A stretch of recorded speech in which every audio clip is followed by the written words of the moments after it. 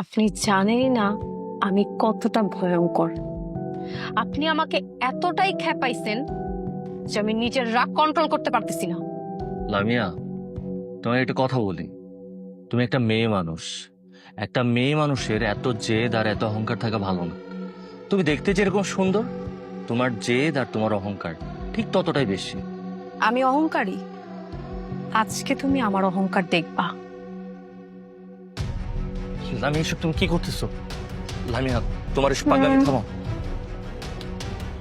সবে তো শুরু, এখন হবে আসল খেলা। লামিয়া, লামিয়া হয়ে গেছো।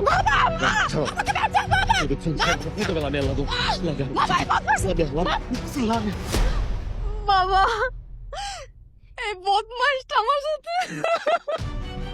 মাস্টার, তোর এত বড় দুঃসাহস, তুই আমার বাড়িতে আমার মেরে পড়াইতে শহর দিয়ে কোন নজর দিছস?